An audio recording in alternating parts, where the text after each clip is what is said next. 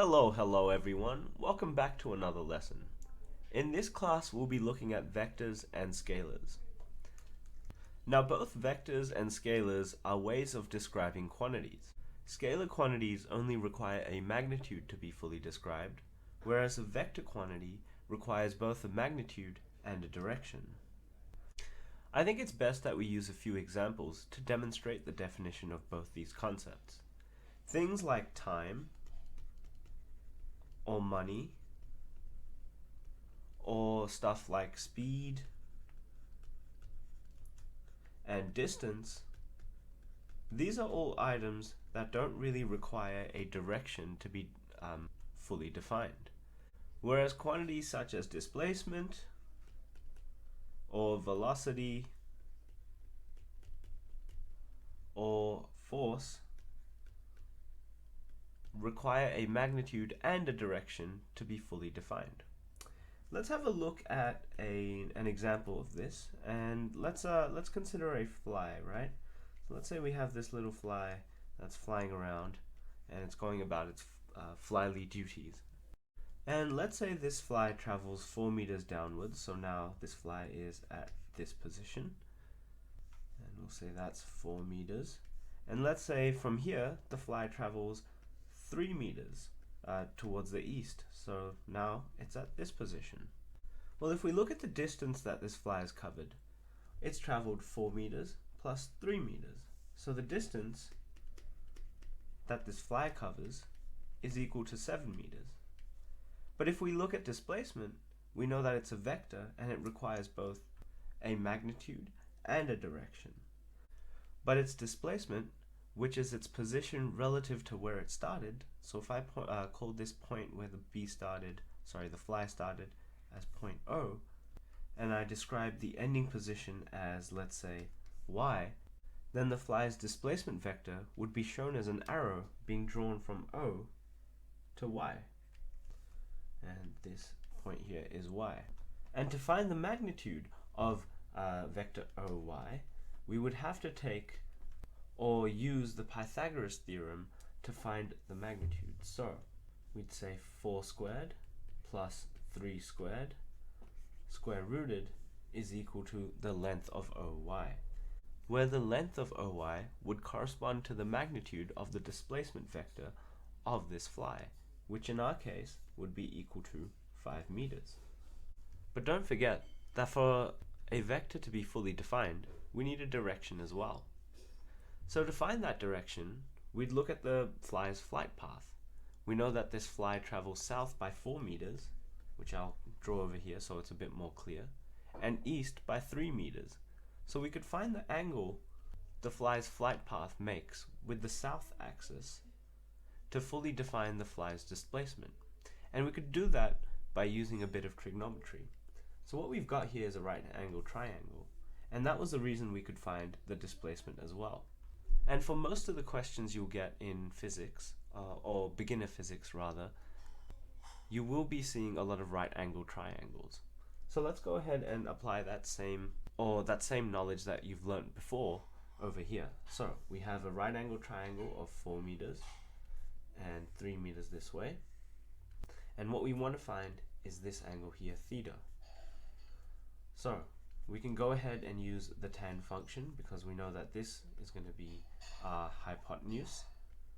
So we can say tan theta is equal to 3 on 4, and theta is going to be equal to the tan inverse of 3 on 4, which is equal to 36.87 degrees.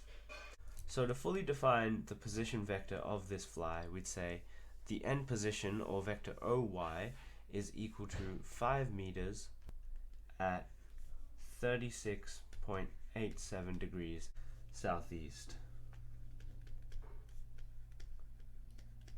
And this is a bit of a segue into vector drawing and notation as well. Vectors are usually drawn with arrows, where their length corresponds to their magnitude. So if I had a vector over here, which I'll call vector A, and I had another vector here called vector B, I'd expect vector b's magnitude to be greater than the magnitude of vector A. And we can draw magnitudes with two straight lines, vertical lines like this. A would be smaller than the vector magnitude of B. So let's say vector B describes the position of some object at a point y. And this point y was in relation to an origin point O. Then we can rewrite vector B, or the position vector of some object at y, as OY, where the arrangement of these letters depends on where the vector begins and where the vector ends. And since our ending point would be at point y, that would be the second letter in the vector notation arrangement. Now what would happen if we had a vector going from position y to O, such that the vector now looked like O at the ending point and y at the starting point?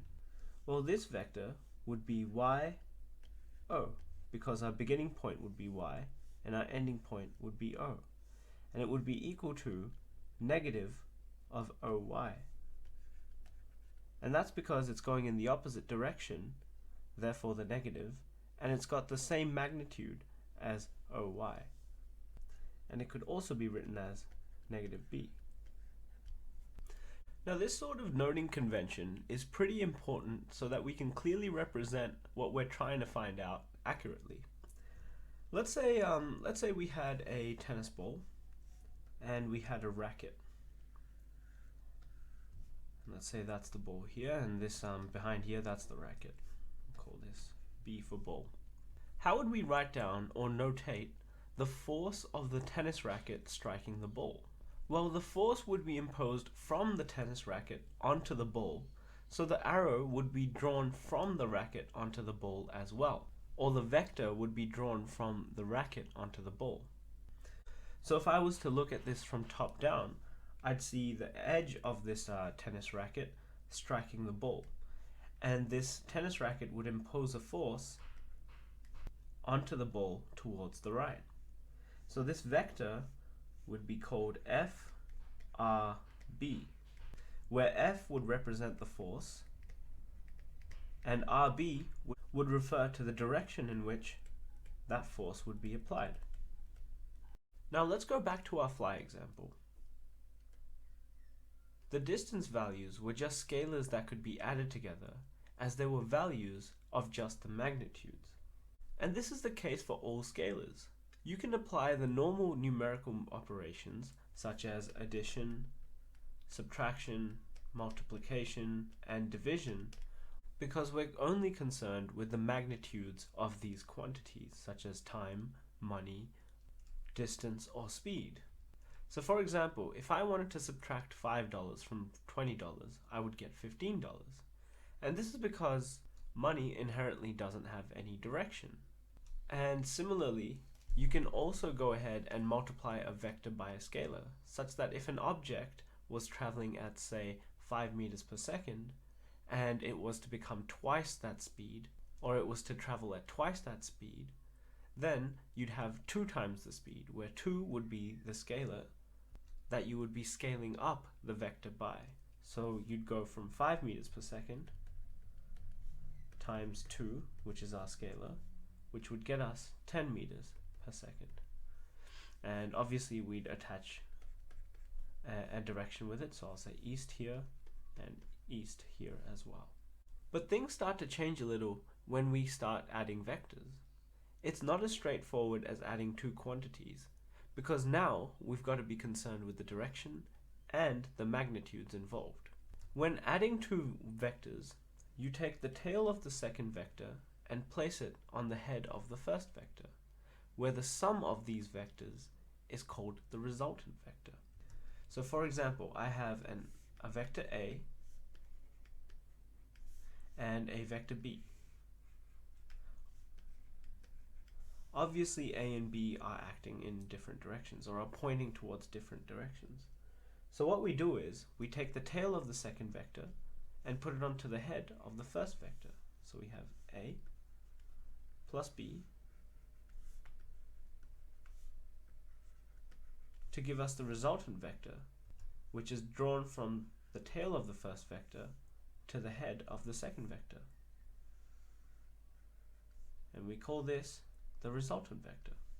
So A plus B is equal to R. Let's do another example. Let's say we have a vector pointing like this, which we'll call vector x, and we have another vector which we'll call vector y, and let's say that one is pointing in this direction. How would we add these vectors together? Well, we'd take the tail of the second vector, just like we did before, and put it on top of the head of the first vector. So we'd have vector x pointing in this direction,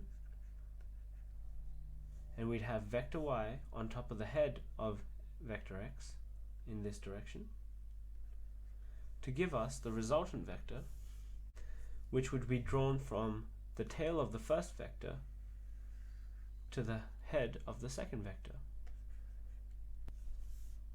where this one would be y. So we would write x vector plus y vector gives us the resultant vector.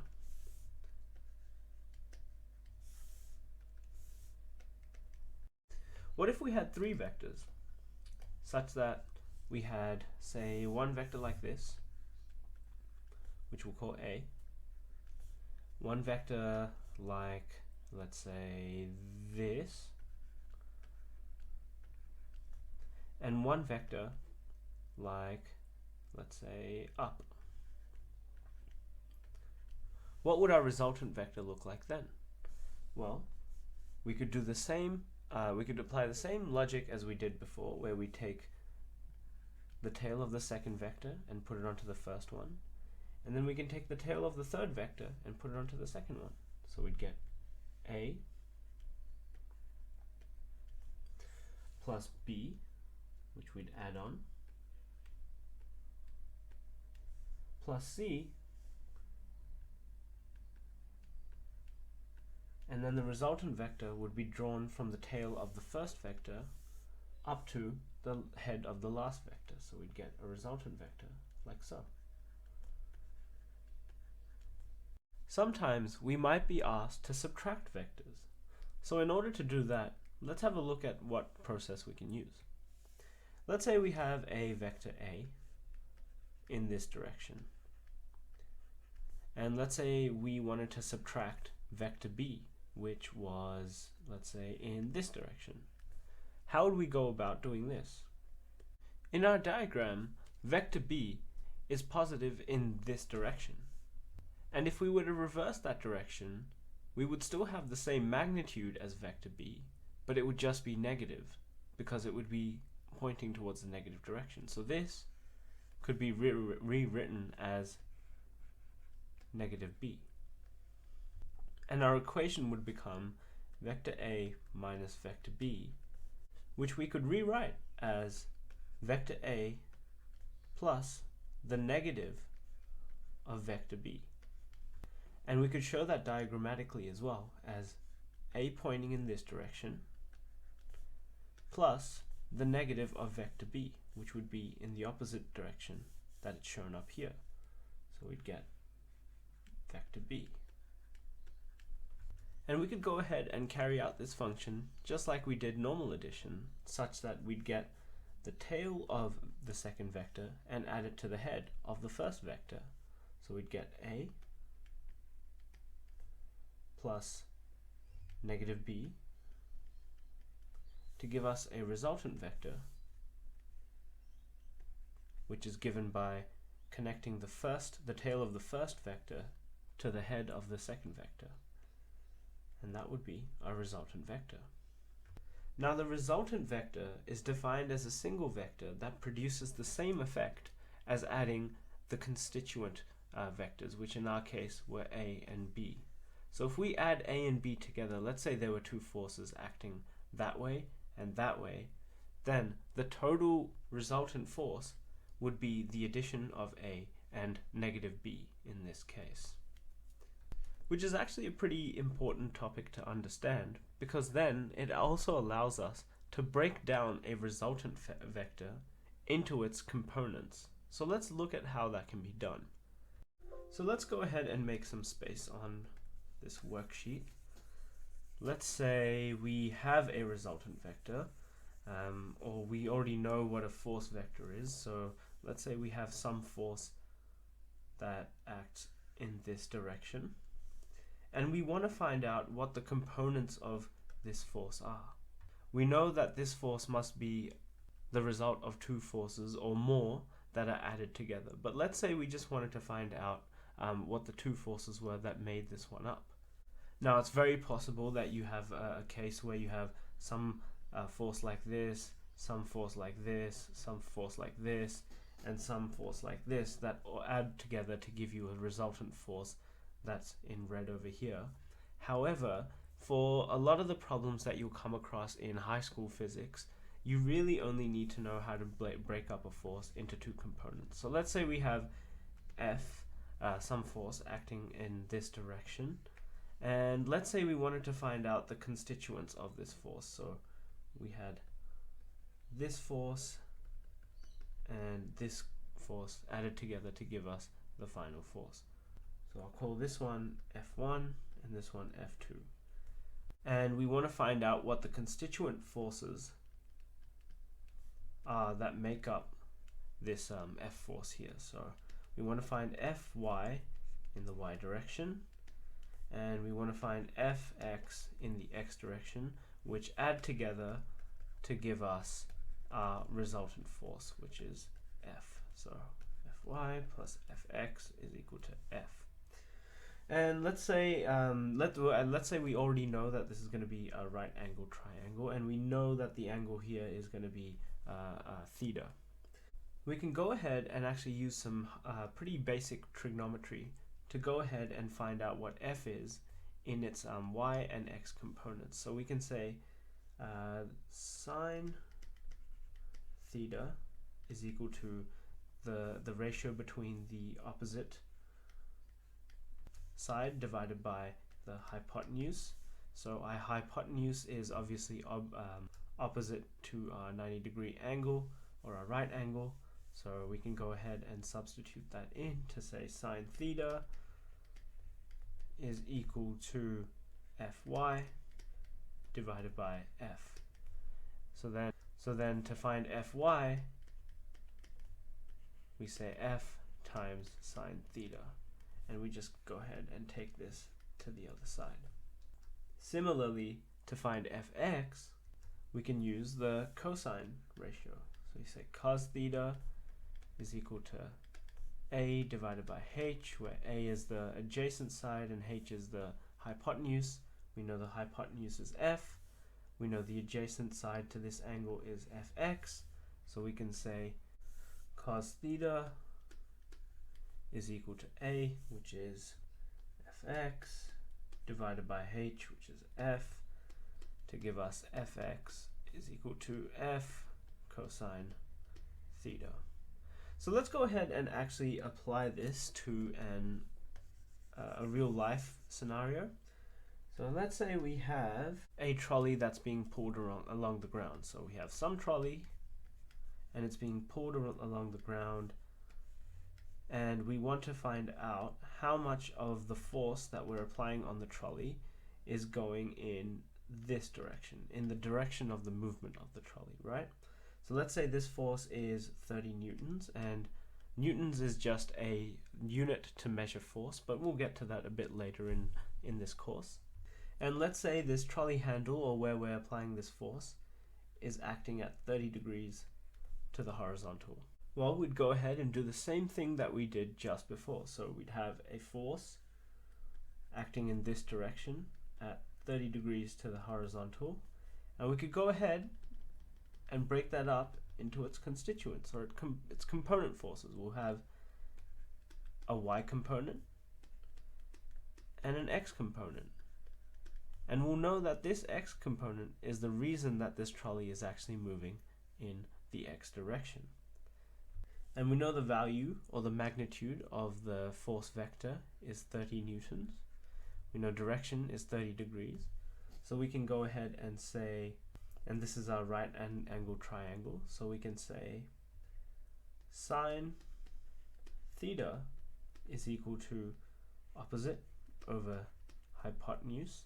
But we know that this is irrelevant because this will give us our y. What we actually want to find out is x, so we can say cos theta is equal to the adjacent divided by the hypotenuse, where we know the adjacent component is fx, or adjacent side is fx.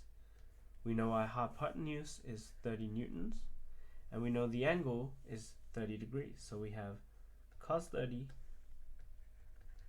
is equal to fx divided by 30.